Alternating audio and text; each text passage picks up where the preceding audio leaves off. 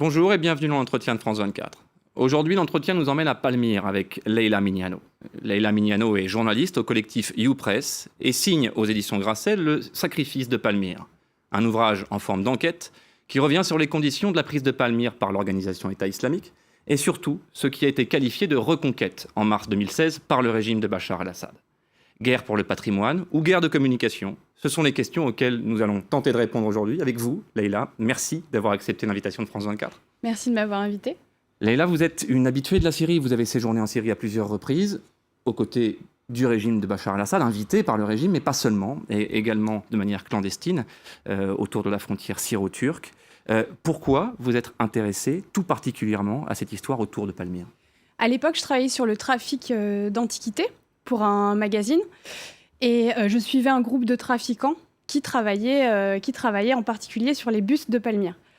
Et j'ai eu la chance de pouvoir échanger avec eux, échanger aussi avec tous les autres réfugiés qui partageaient la maison des trafiquants. Et ils m'ont raconté une histoire qui était loin de celle que j'avais pu lire par ailleurs, c'est-à-dire que le régime avait quitté précipitamment la ville avant l'entrée de l'État islamique. Comme si le régime avait voulu faciliter la prise de Palmyre ? Non, je pense plus comme s'il avait abandonné la bataille au moment de l'arrivée de l'État islamique. Donc le terrain et la population. Exactement, le terrain et la population.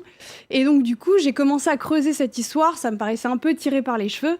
Et au fil des mois, je me suis rendu compte qu'effectivement, tout n'était pas aussi clair et ça a donné cette enquête.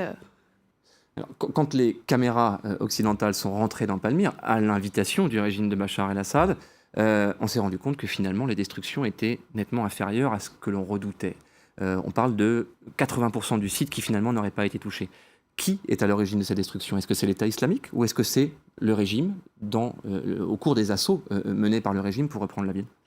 Alors en fait, l'État islamique a sciemment bombardé les tours funéraires, le temple Bel et le temple Bal-Shamin. Donc c'est des monuments qui sont centraux. Hein. C'est pas des petits. Non, et on se souvient de l'impact de ces images de destruction sur les consciences occidentales. Exactement, qui ont été sciemment bombardées, qui ont été filmées par 3 caméras, etc. C'était des images propagandistes. En revanche, la question qu'il faut poser, c'est qui a pillé le site archéologique pendant des mois ? L'État islamique, évidemment, mais le régime, a fortiori plus, comme le montrent les images du service satellite de l'ONU, qui montrent qu'il y a des routes qui sont creusées à coups de pelleteuse au milieu du site, que pendant la nuit, on fouille à coups de pelleteuse. Et évidemment, mon enquête avec les trafiquants montre que le régime qui est le plus longtemps aux manettes de Palmyre, parce que pendant 5 ans de guerre, il y a 1 an d'État islamique, mais le reste du temps, c'est le régime.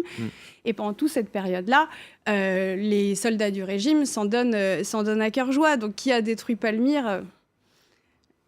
C'est une bonne question. Alors, on se souvient que la prise de Palmyre par l'organisation État islamique a été un choc extrêmement fort que vous qualifiez de choc de communication. C'est-à-dire que le monde était habitué à voir le peuple syrien bombardé par le régime de Damas, ces images extrêmement violentes, quasiment insoutenables, qui sont diffusées par la chaîne d'information continue depuis des années maintenant, depuis 5 ans que dure le conflit.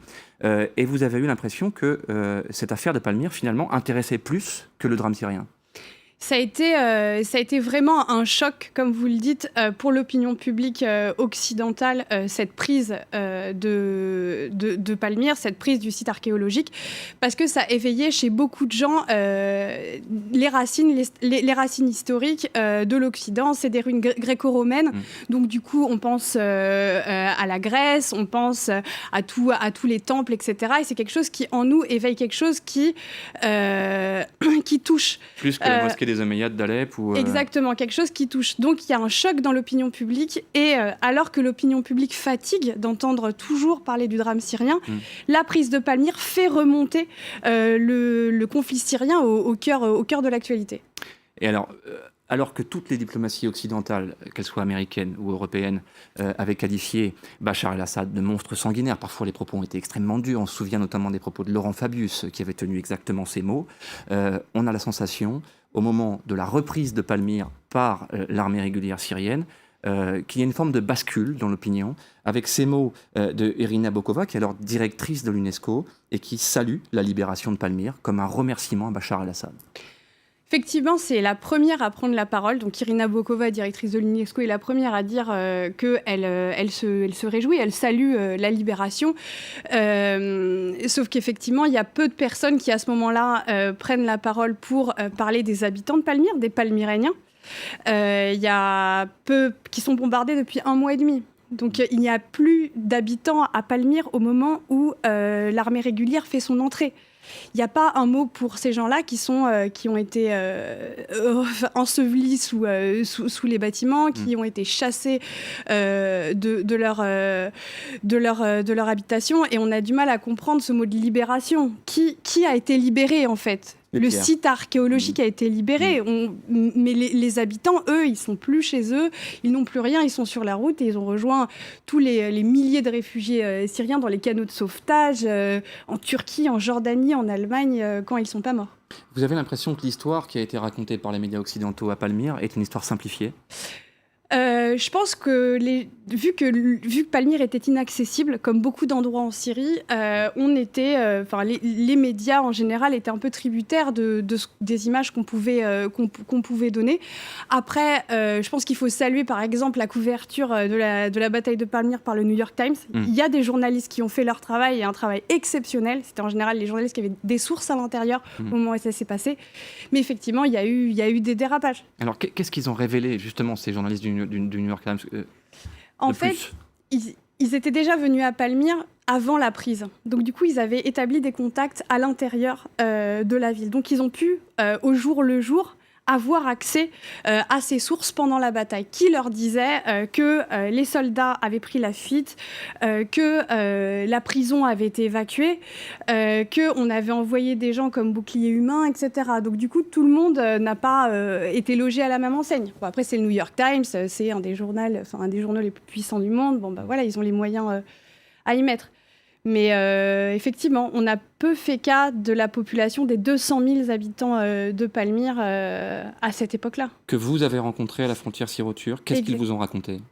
Alors en fait, ils avaient ce grand sentiment d'injustice, parce qu'ils suivent beaucoup l'actualité syrienne via les réseaux sociaux, via la télévision, et les images étaient sans arrêt celles du site archéologique. Et on voyait qu'on traitait Palmyre, mais ils disaient « Et nous, qu'est-ce qui s'est passé ?» Et pourquoi personne parle de nous ? Pourquoi personne parle de ma sœur qui est morte, de mon frère qui est morte dans les geôles de la prison, etc. Un grand sentiment d'injustice. Comme si Karnak n'était qu'un alignement de menhirs et non pas une ville de Bretagne. Exactement. Est-ce que vous avez la sensation d'avoir dit tout ce qu'il y avait à dire dans votre ouvrage, ou est-ce que vous pensez que l'avenir va encore nous révéler les secrets de Palmyre ?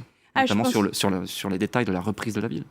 Je pense que peut-être dans 50 ans, on parlera encore on sortira encore des cadavres du placard à Palmyre, à Alep, à Dera, à Homs. On est loin de savoir vraiment ce qui se passe partout. C'est une pierre à l'édifice, le sacrifice, mais c'est loin d'être la totalité. Et j'ai confiance dans les confrères pour continuer le travail. Quand on vous écoute, on a l'impression que Palmyre est un petit peu le cas d'école qui nous démontre que finalement, cette guerre syrienne est aussi une guerre de communication. L'exploitation, notamment, qui a été faite de la libération de Palmyre par la communication russe, vous a choqué ? Complètement. À la libération de Palmyre, à la reconquête, Vladimir Poutine et Bachar al-Assad ont organisé un concert sur le théâtre antique de Palmyre, qui est un des plus beaux monuments du site archéologique. Un concert avec pas un orchestre syrien, mais bien un orchestre russe qui a été ouvert par des mots de Vladimir Poutine qui intervenait en vidéoconférence. Et au même moment, le régime bombardait un camp de réfugiés. C'est-à-dire qu'on avait l'impression que la symphonie cachait le bruit des bombes. Est-ce que ça marche ? Est-ce que vous avez eu l'impression que cette communication a eu un effet sur les consciences occidentales et, pire, sur les diplomaties occidentales ? Complètement. Il y a eu très peu de recul. Il y en a eu quelques-uns, mais peu de critiques sur ce concert. C'est les mots qu'on entendait sur les réseaux sociaux ou dans les articles, c'est la culture revient à Palmyre, enfin. Et avec tout un pan de l'histoire qui était oublié. Pendant 1 mois et demi, l'armée russe et l'armée syrienne ont bombardé Palmyre, ont chassé le moindre de ses habitants Moi, je me rappelle, à cette époque-là, on était en contact avec les habitants toujours sur place. Ils me disaient, je gratte le sol pour avoir de l'eau, comme le faisait mon grand-père au temps jadis. Ils n'avaient plus d'eau, plus d'électricité, plus rien à manger. Ils ont dû entamer une marche de la mort à travers le désert, à pied. Et c'était ça la réalité au moment où la symphonie montait au-dessus du théâtre de Palmyre. Ça, c'est une histoire qui, selon vous, n'a pas été racontée. En tout cas, ni par les médias syriens de Bachar al-Assad, ou enfin, en tout cas qui servent sous la protection du régime, ni par les médias occidentaux. J'espère, je veux pas mettre tout le monde dans le même sac, puisqu'il y a eu des paroles, et comme je vous dis, à couverture du New York Times, parfois même du correspondant du Monde à Beyrouth, etc. Il y a eu des paroles qui sont sorties du lot, mais effectivement, ça touche tellement notre conscience, notre histoire, etc., que quelque part, c'était... on avait envie d'une fin joyeuse, les drapeaux noirs face aux colonnes blanches, et à la fin, c'est les colonnes blanches, c'est l'histoire, c'est la culture qui gagne. On avait envie de cette histoire, et c'est cette histoire qui est sortie, quoi. Du wishful thinking, comme diraient les Britanniques. Leïla Mignano, merci infiniment d'avoir accepté notre invitation. L'histoire n'est pas terminée, je pense que vous continuez à enquêter. C'était l'entretien de France 24, c'est déjà terminé. Restez avec nous.